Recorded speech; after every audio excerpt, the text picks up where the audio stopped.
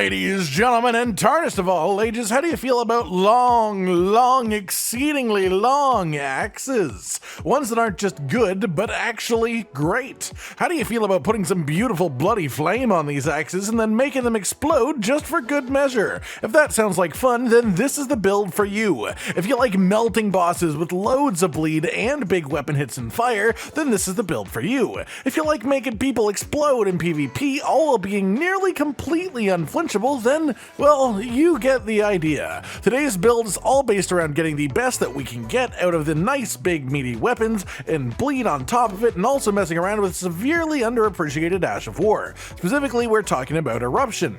This weapon skill has you do a downward slash, then an upward slash out of the ground, which leaves behind a trail of magma and also adds fire damage to the hits themselves. This happens relatively quick and has pretty solid hyper armor on it, which lets you sort of spam it on any weaker enemies. The philosophy of this build is quite simple, but the build itself winds up being pretty effective nonetheless. As far as PvP goes, it still functions really well. Bloodflame in a bleed weapon is great against players, especially as even if they dodge the hit itself, it still makes contact with them during the iframes, the Bloodflame will still apply. Not to mention we are just using nice big meaty strength weapon to smash through people with high damage hits. And then of course on top of that, this build has a ton of poise that lets you trade with people extremely well, and then even past that, Eruption, the weapon skill itself, has a fair amount of hyper armor on it too, so you're just near unflinchable in PvP when using this build. For the sake of mentioning it, of course, this build is even better now than it has ever been, thanks to changes in patch 1.09 to Greataxes, increasing both the attribute scaling of these weapons and also the speed, range, and recovery time of some attacks for the weapon type, which is of course what we're using today. With all that said, let's talk about what you need to get to make the build shine. First things first, of course, is the weapon itself, which in this case is the Great Omenkiller Cleaver. In order to get this, there are a couple of ways, but the easier one of them is found in the Perfumer's Grotto in the Altus Plateau by killing the boss at the end of this little dungeon.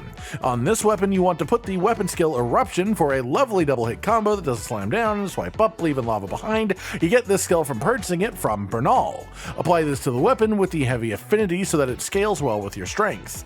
Then you need to get a seal, which one doesn't matter much, but aim for the ones that have 0 weight, as this build already has some pretty high equip load requirements. Past that, you want the White Mask helmet. This gives you a nice 10% boost to all damage for 20 seconds after a bleed triggers near you, and to get this you need to beat the NPC invader that spawned in the pool of blood at the bottom of Mohg's palace, and you need to do this before killing Mohg himself. Then for the rest of your armor, you just want to wear the highest poise set that you have access to, with the technical best one in the game being the Bullgoat armor for a butt ton of physical resistance and poise.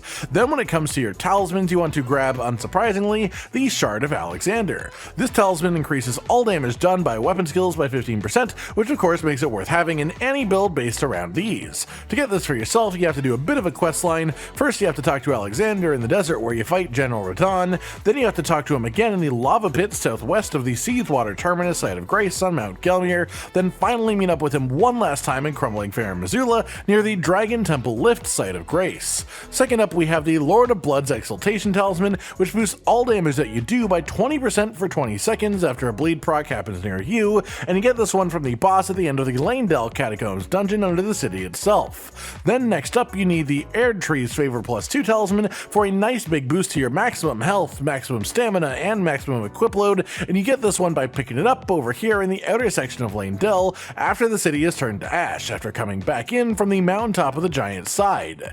Then finally for talismans is the Dragon Crest Great Shield Talisman for a massive boost to your physical damage negation, making you far more survivable during your hyper armor and high poise attacks. You get this one from the Drainage Channel site of Grace in the Haligtree region, exit to the east side, and then follow the branches and archways along the path until you reach the roof of a building. Drop down the hole in the building to the rafters and look to the left on the balcony, and you will see over there is a chest containing this talisman.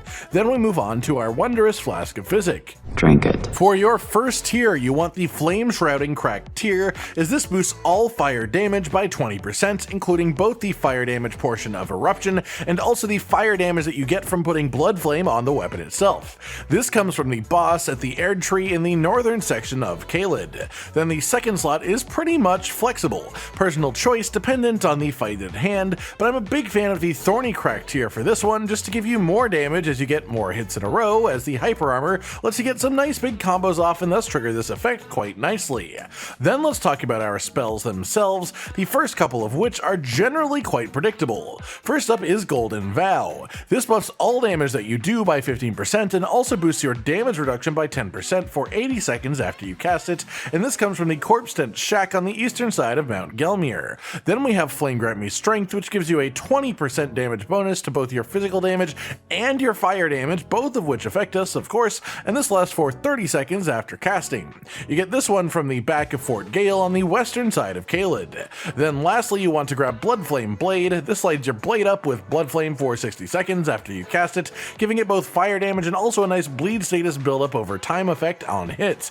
This one is obtained from the Teardrop Scarab just near the Rose Church in western Liurnia. With that, you all know all the little bits that you need to make this build work, at least as far as the equipment that you need, so let's talk about your attributes when using the build. First up, you want to grab a bunch of Vigor. 40 is enough to survive, but 60 is nice and comfortable. Then you want 66 Strength. This way, when you two-hand the weapon, you scale as if you had 99 Strength, which is literally the maximum. You need 10 Arcane and 25 Faith to be able to cast all of your spells. Then you need 42 Endurance to be able to carry all of our equipment the way that we have it set up without going into heavy load. Past this, put some points into Mind so you can cast more Eruptions without needing to have a mana flask, and also any points that you feel comfortable with into Faith just boost the fire damage that you get from Bloodflame Blade just a little bit. As far as actually using this in combat, you want to apply your Wondrous Flask of Physic, then use Golden Vow, then use Bloodflame Blade, then use Flame Grant Me Strength. That is the order that maximizes the duration of all of your buffs being active at the same time, and at that point, you just run up to the boss, press Eruption if you have the time to, otherwise just hit it with the Bloodflame Blade laden axe and you'll get some nice hits in that do a lot of damage too. And that just about does it, everyone. Everything that you need and everything that you need to know to be able to create this absolute domination of a build. I hope you enjoy using it if you make it for yourself, and of course let us know down in the comments if you have any more build ideas that you'd like us to try and flesh out for you. Like if you like the video, subscribe and hit the notification bell for more, and most importantly, ladies and gentlemen, until next time, stay sweet.